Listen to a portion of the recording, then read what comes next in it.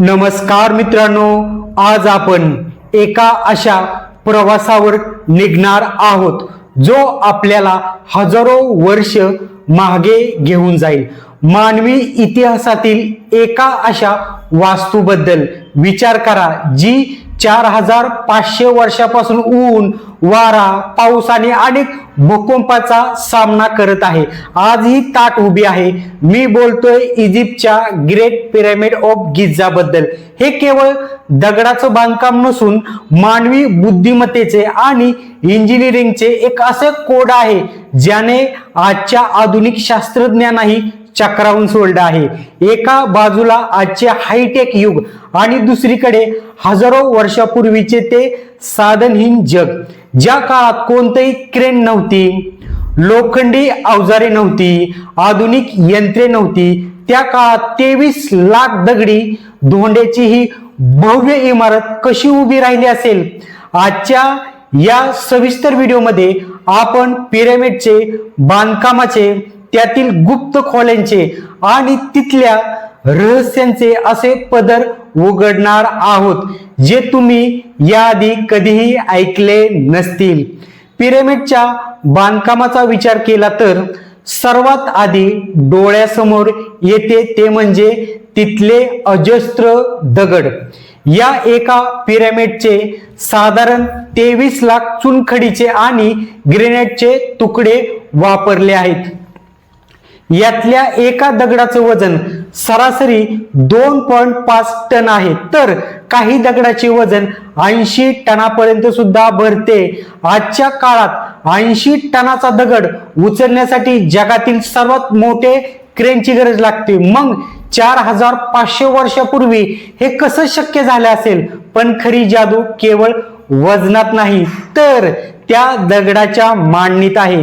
हे दगड एकमेकांना इतके अचूक जोडले गेले आहेत की पिरामिडचे चारही दिशा अगदी तंतोतंत उत्तर, दक्षिण, पूर्व आणि पश्चिमेला समांतर आहेत। संशोधकाच्या मते प्राचीन इजिप्शियन लोकांनी ध्रुवताराच्या स्थितीचा अभ्यास करून या दिशेला ठरवल्या होत्या, कारण त्या काळी काही होकायंत्र अस्तित्वात नव्हते। हे पाहिल्यावर प्रश्न पडतो की हे लोक खगोलशास्त्रामध्ये आपल्या कल्पनेपेक्षा कितीतरी पुढे होते का? आता या दगडांच्या वाहतुकीबद्दल बोलूया। पिरामिडचा मुख्य भाग जवळच्या खाणीतून आला असला तरी आतील किंग चेंबरमध्ये वापरलेले ग्रेनाइटचं दगड 80 किलोमीटर लांब असलेल्या आस्वान शहरातून आले होते। 800 किलोमीटर विचार करा, त्या काळात हे शक्य कसं झाले? नाईल नदीचा वापर करून अजस्त्र बोटीमधून हे दगड बांधकामाच्या जागेपर्यंत आणले गेले, पण नदीपासून प्रत्यक्ष पिरामिड पर्यंत हे दगड नेण्यासाठी त्यांनी एक नामी युक्ती लढवली होती। त्यांनी लाकडी घसरगाड्यांचा वापर केला आणि त्या घसरगाड्यासमोर वाळू, पाणी टाकून ओली केली जायची। विज्ञानानुसार वाळू ओली केल्यामुळे घर्षण म्हणजेच फंक्शन 50% कमी होते आणि त्यामुळे अवजड वस्तू ओढणे सोपे होते। प्राचीन भिंतीवर चित्रामध्ये याचे पुरावे सापडले आहेत। पण दगड जमिनीवर आणणे एक गोष्ट आहे आणि ते 480 फूट उंचीवर नेणे ही दुसरी। यावर अनेक सिद्धांत मांडले जातात। काहींना वाटते की पिरामिडच्या बाहेरून एक मोठा रॅम्प बनवला होता, तर काही आर्किटेक्टच्या मते पिरामिडच्या आतूनच फिरता जिना किंवा अंतर्गत रॅम्प होता, ज्यावरून हे दगड वर चढवले गेले। पिरामिड बद्दल सर्वात मोठा गैरसमज म्हणजे ते गुलामांनी बांधले। अनेक हॉलिवूडचे चित्रपटांनी हे चित्र रंगवले, पण हे पूर्णपणे धांदल खोट आहे। पुरातत्व खात्याला पिरामिडच्या परिसरात कामगारांच्या भव्य वसाहती आणि त्यांच्या थडगी सापडले आहेत। हे कामगार गुलाम नसून अत्यंत कुशल कारागीर होते। त्यांना कामाचा मोबदला दिला जात असे. त्यांना जेवणामध्ये रोज भरपूर मांस, ताजी भाकरी दिली जात असे. इतकेच नाही तर काम करताना दुखापत झाल्यास त्यांच्यावर योग्य उपचार करण्यासाठी तिथे डॉक्टर आणि वैद्यकीय सोयी होत्या.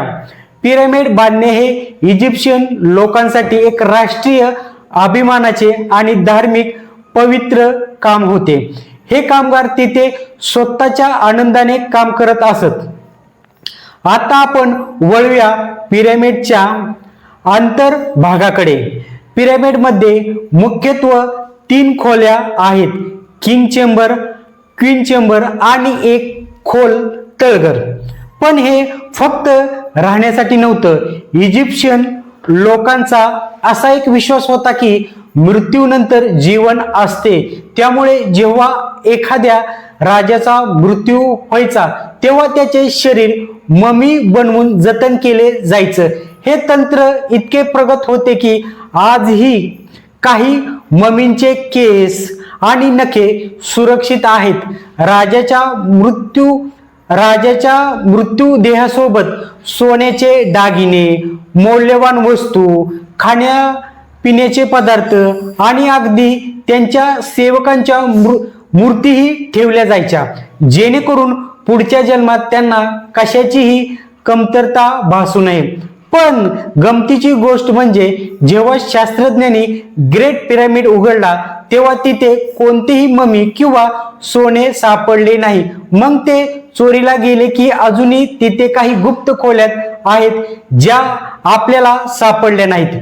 2017 मध्ये म्युऑन रेडिओग्राफी नावाच्या तंत्रज्ञानाचा वापर करून शास्त्रज्ञांनी पिरामिडच्या आत एका प्रचंड मोठ्या रिकाम्या पोकळीचा पत्ता लागला, ज्याला बिग व्हॉइड म्हणलं जातं. तिथे काय आहे हे आजही एका रहस्यच आहे. पिरामिडच्या रचनेचा संबंध थेट अवकाशाशी जोडला जातो. गिझाच्या वाळवंटात 3 मुख्य पिरामिड आहेत. जर तुम्ही रात्रीच्या वेळी आकाशात पाहिले तर ओरियन नक्षत्रातील 3 तारे ज्या सरळ रेषेत आहेत त्याच रेषेत हे 3 पिरामिड जमिनीवरती बांधलेले आहेत. हे योगायोग असू शकत नाही. असे मानले जाते की राजाचा आत्मा थेट या ताऱ्यांकडे जावा या उद्देशाने हे नियोजन केले गेले असावे.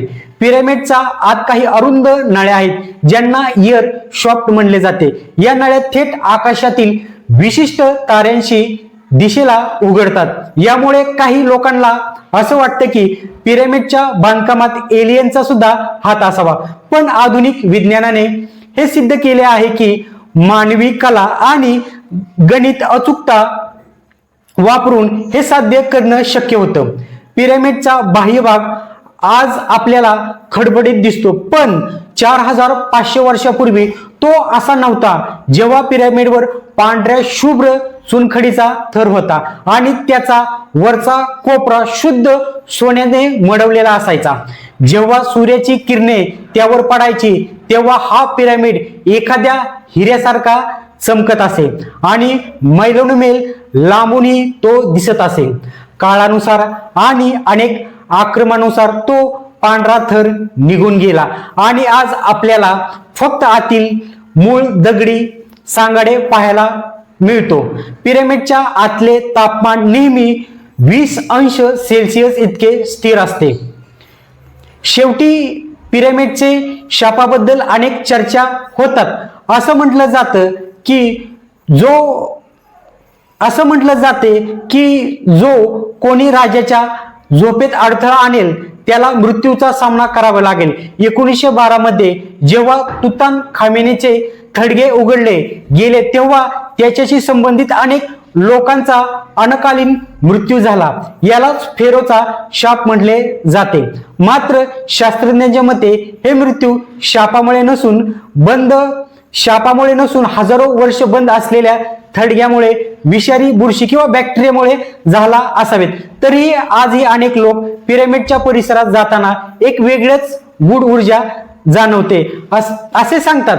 तर मित्रांनो, पिरामिड हे केवळ भव्य त्रिकोण नसून ते प्राचीन मानवी संस्कृतीचे, त्यांचा ज्ञानाचा आणि कष्टाचे एक जिवंत स्मारक आहेत. ते आपल्याला आठवण करून देतात की जर माणसाची इच्छाशक्ती प्रबळ असेल तर तो निसर्गाच्या नियमांना आव्हान देणारी वास्तूही उभी करू शकतो. आजही पिरामिडचे अनेक रहस्य जमिनीखाली आणि त्या दगडांच्या आड दडलेली आहेत. तंत्रज्ञान जसजसे पुढे जाईल तसतशी या रहस्यांची उकल होईलच.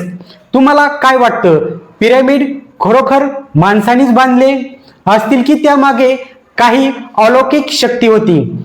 कमेंटमध्ये तुमचे विचार नक्की सांगा. जर तुम्हाला ही माहिती आवडली असेल तर आपल्या व्हिडिओला लाईक करायला आणि आपल्या चॅनलला सबस्क्राईब करायला अजिबात विसरू नका. धन्यवाद.